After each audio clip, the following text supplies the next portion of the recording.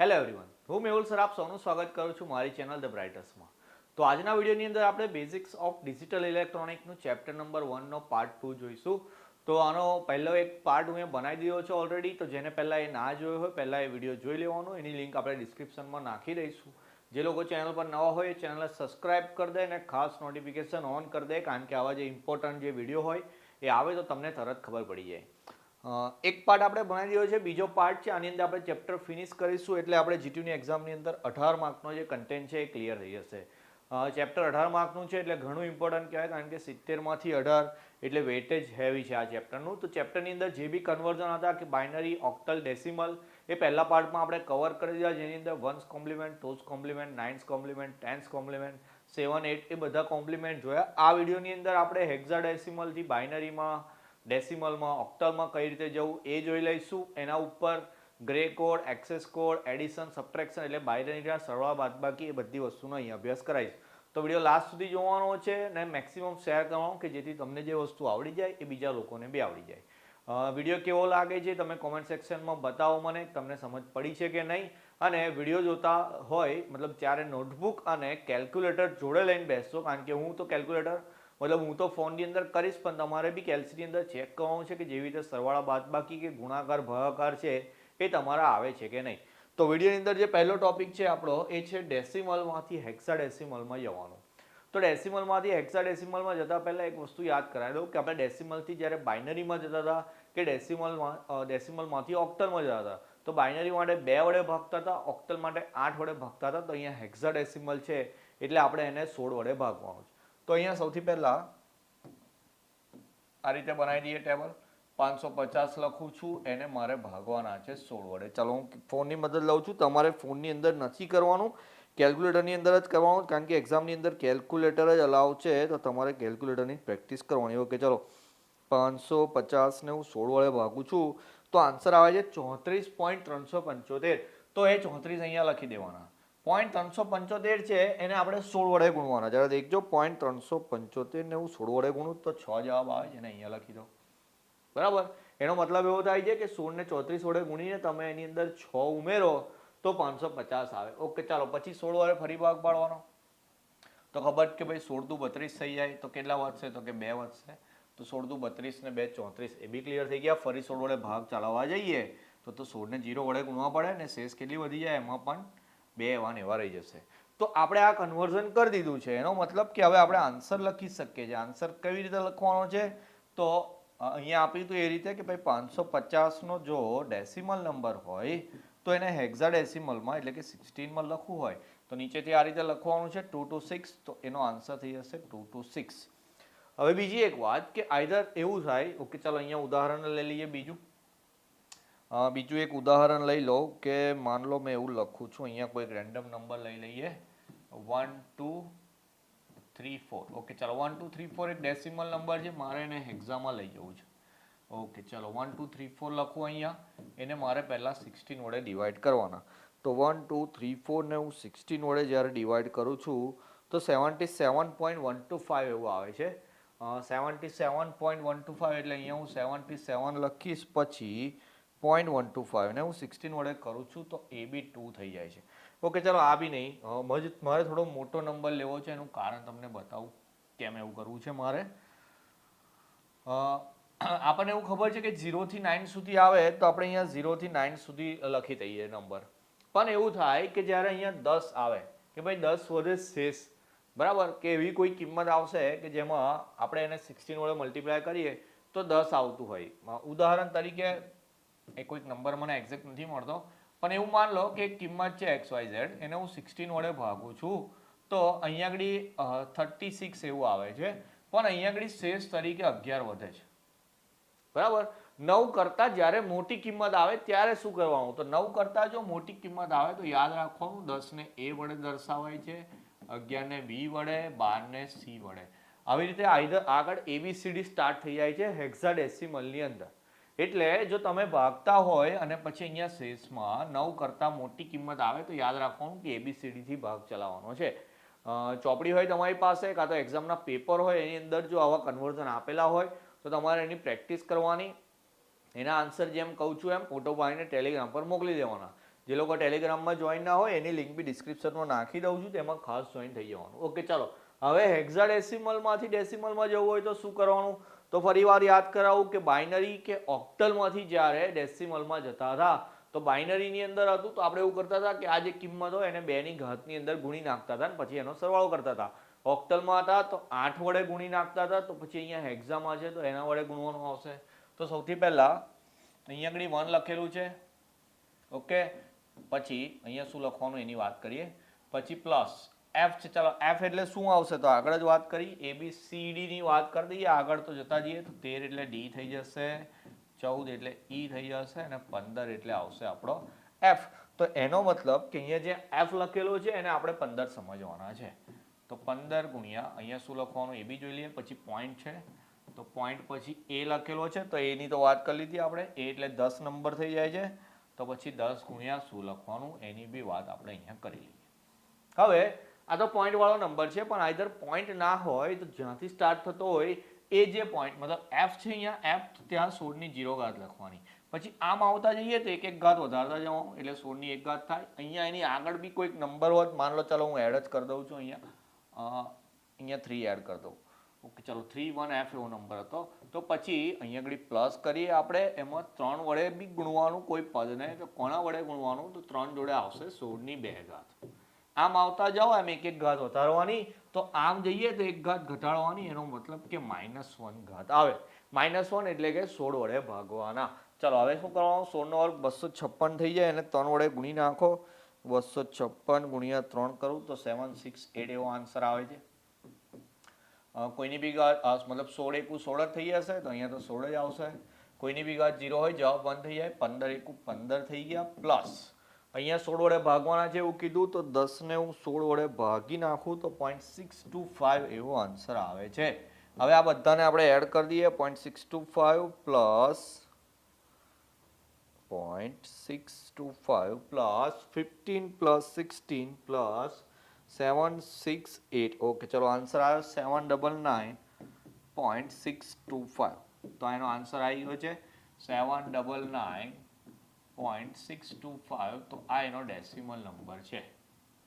હવે આ ડેસિમલ નંબરને આપણે આ રીતે 16 વડે ભાગીએ તો આપણો જવાબ આ જ આવવો જોઈએ 31F.A. તો એ બી તમારે ટ્રાય કરીને જોઈ લેવાનું કે આન્સર બરાબર આવે છે કે નહીં. તો તમે ખાલી 799 ને ભાગીને ચેક કરી લેજો, તમારા 31F આવવા જોઈએ.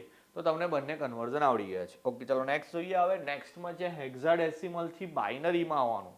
તો હેક્સાડેસિમલમાંથી બાઇનરી આવું બહુ જ સહેલું છે. શું કરવાનું? અહીંયા તમને જે નંબર આપેલા હોય A, 7, 2 અને E એને આ રીતે અલગ અલગ લખી દો અને આના બાઇનરી નંબર લખવાના. બાઇનરી નંબર માટે શીખવાડ્યું તમને આ રીતે યાદ રાખવાનું. 1, 2, 4, 8, 16. આમાંથી જેનો ઉપયોગ થાય એને 1 લેવાનું, બીજા બધાને 0 લઈ લેવાના. ઓકે, ચાલો એની વાત કરીએ. A એટલે 10 નંબર થાય તો મારે 8 ને 2 નો ઉપયોગ કરવો પડે. તો 1 0 1 0 એવું થઈ જશે. તો આનો નંબર લખીએ 1 0 1 0. ઓકે, ચાલો 7 બનાવવું છે તો 7 માટે આ 3 નો ઉપયોગ કરવો પડે. 4 ને 2 6 ને 1 7. તો પહેલું 0 એના પછી 3 વખત 1. 2 બનાવવાનો તો ખાલી આનો જ ઉપયોગ થશે. તો 0 0 1 0 એવું લખીશું આપણે. 0 0 1 0. E ની વાત કરીએ તો E કયા નંબરે હતો ભાઈ? તો E હતો આપણો 14 નંબરે. તો 14 બનાવવા માટે 8 ને 4 12 ને 2 14. આ 3 નો ઉપયોગ થશે તો 1 1 1 ને છેલ્લો ઘટક 0 થઈ ગયો. આ બધાને ભેગા કરીને લખો, તમારો આન્સર થઈ જાય 1 0 1 0 0 1 1 0 0 1 0 અને લાસ્ટમાં 1 1 0. તો આ તમારો બાઇનરી નંબરનો આન્સર આવી ગયો. એકદમ સહેલું છે. ખાલી આ યાદ રાખવાનું છે કે જે કિંમતોનો ઉપયોગ થાય એને 1 લઈને બીજા બધા ઘટકોને 0 બતાવી દેવાના. ઓકે, ચાલો એના પછી જોઈએ. બાઇનરીમાંથી હેક્સાડેસિમલમાં જવું તો ભાઈ ઊંધું જવાનું, રિવર્સ છો જરા. શું કરવાનું? 4 4 ના ગ્રુપ કરી દેવાના. એના પરથી કયો નંબર આવે છે એવું ચેક કરવાનું. તો અહીંયા જે નંબર આપેલો એને 4 4 માં ડિવાઈડ કરી દઈએ. દેખો જરા 1 1 0 1. આ 4 લખ્યા. પછી 4 વખત 1 છે. ઓકે, એના પછી 0 0 1 1 છે. ઓકે, એના પછી 3 વખત 0 ને 1 છે. ચેક કરી લઈએ. ચાલો ફરી અહીંયા લખું છું 1 2 4 8 16. પહેલા જરૂર પડે છે 1 1 0 1. ચલો આ 1 1 અને 0 1. તો 8 ને 4 12 ને 1 13. 13 એટલે જોવા જઈએ તો 13 એટલે થઈ જશે આપણો, મને મોડે નથી હું જોઈ લઉં છું. 13 નંબર થઈ જશે આપણો ડી. ઓકે ચાલો તમે અહીંયા ડી લખી દઈશ અહીંયા પહેલા, સોરી અહીંયા. ઓકે ચાલો આ ડી થઈ ગયો. એના પછી 4 4 નો ઉપયોગ થયો તો 8 ને 4 12, 12 ને 2 14 અને 1 15. તો 15 નંબરની વાત કરી છે. તો 13 નંબરે ડી હતો એટલે 14 15 એટલે 15 નંબરે શું થઈ જશે? એફ થઈ જશે. ઓકે ચાલો 0 0 1 1 0 0 1 1 2 ને 1 3 થઈ ગયા. તો આ 3 નંબર છે, બધા 0 અને એક જ 1 એટલે ખાલી 1 નો જ ઉપયોગ કર્યો તો આ 1 આવી ગયો. તો જવાબ આવ્યો DF31. Okay DF31. તો આ હેક્સાડેસિમલ નો નંબર થઈ ગયો. તો આ કન્વર્ઝન તો એકદમ ઈઝી થઈ ગયું. એક્ઝામની અંદર તમને આવી રીતે આપેલું હશે, આવી રીતે એક બાઇનરી નંબર પછી ખાલી જગ્યા અને અહીંયા 16 એવું લખેલું હશે. તો એવું સમજી લેવાનું કે બાઇનરીમાંથી હેક્સાડેસિમલમાં જવું છે. ચલો એના પરથી હેક્સાડેસિમલથી ઓક્ટલમાં જવું તો શું કરવાનું? તો સેમ વસ્તુ અત્યારે જે કરી એ જ કરવાની છે કે BC05 નો પહેલા બાઇનરી નંબર લખી દઈએ. તો B નો નંબર છે 11. તો 8 ને 2 10 ને 1 11. તો એનો આન્સર થશે 1011. C એટલે 12 નંબર થઈ જશે. તો એનો ઉપયોગ કરીશું આપણે 8 ને 4 12 ને પેલા બે ને 0 કરી દઈએ. 0 ની વાત કરીએ તો 0 એટલે બધા ઘટક 0 જ હોય એમાં તો. અને 5 નંબરની વાત કરીએ તો એમાં ઉપયોગ કરીશું 1 અને 4 નો, એનો મતલબ કે 1010. ઓકે ચાલો આ નંબર થઈ ગયો. ટોટલ અહીંયા 4 ચોક 16 નંબર થાય છે. ઓક્ટલમાં જવું હોય તો આ જે નંબર આવ્યા એમાં આપણે 3 3 ના ભાગ પાડવા પડે. કેટલા કેટલા? 3 3 ના ગ્રુપ પાડવાના. હવે ટોટલ 16 નંબર છે, એના 3 3 વડે ભાગ પાડે તો પોઈન્ટમાં આવે. તો બીજા બે ઘટકની આપણને વધારે જરૂર પડે. તો બીજા બે જે ઘટક વધારે જરૂર પડતા હોય એને અહીંયા આગળ એડ કરી દેવાના. હવે આ તો 16 થયા, એની જગ્યાએ હું માનો કે હજુ એક નંબર આપેલો હોત તો પછી 4 5 20 થઈ જાય. તો 20 થઈ જાય તો 7 ના ઘડિયામાં નહીં આવે 20. તો 21 કરવા માટે એક ઘટક જરૂર પડે, એને બી આપણે આગળ એડ કરી દેવાનું. હવે શું કરવાનું? તો કે 3 3 નું ગ્રુપ બનાવો. ચલો ઓકે ચલો 0 0 1 પછી આ 0 1 1. ઓકે ચલો પછી 1 1 0 1 1 0 પછી આ 3 વખત 0 પછી આ બી 3 વખત 0 અને એના પછી 1 0 1. હવે ફરી આમાં ચેક કરો બાઇનરી નંબર કયા કયા થાય. તો આમાં 0 0 1 એટલે ખાલી 1 નો જ ઉપયોગ થયો. આમાં 1 ને 2 3 નો ઉપયોગ થયો. અહીંયા આગળ 8 અને સોરી 4 ને 2 6 નો ઉપયોગ થયો. અહીંયા આ તો 0 છે, આ બી 0 છે અને અહીંયા ઉપયોગ થયો છે 1 2 4 એટલે કે 5. તો આ તમારો આન્સર આવી ગયો 136005. આ તમારો ઓક્ટલ નંબર રેડી. તો હેક્સાડેસિમલમાંથી ઓક્ટલમાં આવવું હોય તો પહેલા એના બાઇનરી નંબર લખી દેવાના અને એ બાઇનરીનું 3 3 નું ગ્રુપ પાડવાનું. તો આપણે બાઇનરીથી ઓક્ટલમાં જતા શીખી ગયા છે. તો શું કર્યું પહેલા? તો કે હેક્સાડેસિમલમાંથી પહેલા બાઇનરીમાં આવ્યા અને બાઇનરીમાંથી પછી ઓક્ટલમાં ગયા. તો 3 3 નું આપણે જૂથ બનાવવું પડ્યું. ઓકે ચલો એના પછી નેક્સ્ટ ટોપિક જોઈએ કયો છે? એડિશન ને સબટ્રેક્શન છે બાઇનરીના. સરવાળા બાદબાકી તો આ બી પૂછાતું હોય છે. બે નંબર આપેલા હોય બાઇનરી, એના સરવાળા 3. તો એના માટે એક વસ્તુ યાદ રાખી લેવાની છે ખાલી આપણે કે 2 0 હોય તો એનો સરવાળો 0 થઈ જાય, એ તો ખબર બી હશે. 0 + 1 નો એડિશન 1 થઈ જાય. 1 + 0 હોય તો બી 1 થાય અને જો 1 + 1 હોય તો સમ 0 થાય. બરાબર. અને કેરી આવે 1. ગુજરાતીમાં આપણે એવું કહેતા ને સરવાળો વધતી પડી 1. તો અહીંયા કેરી એટલે વધતી થઈ જાય છે. બરાબર. તો અહીંયા વધતી 1 આવે ને સરવાળો 0 થઈ જાય. ઓકે ચલો દેખો કેવી રીતે. તો 1 + 1 છે તો 0 થઈ જાય પણ કેરી આવે 1. હવે આ 3 3 નો સરવાળો ગણો તો કે 1 + 0 1, એની અંદર બી પાછા 0 ઉમેરો એટલે આન્સર 1 આવે. હવે કેરી નથી, આ 1 + 0 1 થઈ જશે, 0 + 1 1 થઈ જશે, 0 + 1 1 થઈ જશે અને અહીંયા આન્સર આવી જશે 1. તો આપણે એડિશન કરી લીધું. ક્લિયર? આનો તાળો મેળવવાની બી એક રીત છે કે આ બાઇનરી નંબર કયો થાય છે પહેલા ચેક કરી લેવાનું. અહીંયા તો મોટો થશે જેમ કે 1 નો ઉપયોગ થયો, 4 નો ઉપયોગ થયો, 8 નો ઉપયોગ થયો, 16 32 ને 64 નો ઉપયોગ થયો. એ પ્રમાણે ચેક કરું કે કયો નંબર છે અને આ કયો નંબર છે. એનો સાદો જે સરવાળો આવતો હોય એ જ આ નંબર થશે બાઇનરીની અંદર. પણ એવું કરવાની જરૂર નહીં, ખાલી આટલી વસ્તુ યાદ રાખવાની છે કે સમ ને કેરી એવું જો ખબર પડી ગઈ તો આવડી જશે. તો બાદબાકીની અંદર બી એવું જ છે. જરા દેખો કે 0 - 0 તો 0 થઈ જાય, 1 માંથી 0 થાય તો બી 1 જ આવે. પણ 0 માંથી 1 લઈ જઈએ આપણે તો 0 માંથી 1 બાદ ના થાય તો બાદબાકી તો 1 જ થાય. બરાબર. સબટ્રેક્શન તો 1 જ થાય પણ એમાં બોરો લેવી પડે. દશક લેવા તો આપણે દશક લેવી પડે અહીંયા 1.